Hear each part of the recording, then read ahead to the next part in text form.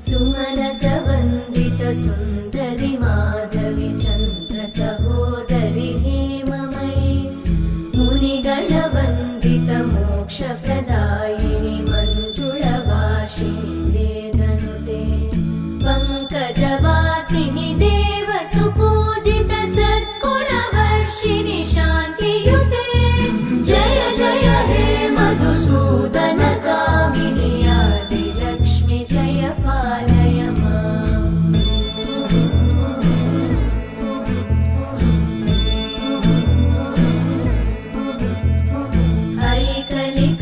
ऐकलिकल्मषनाशिनि कामिनि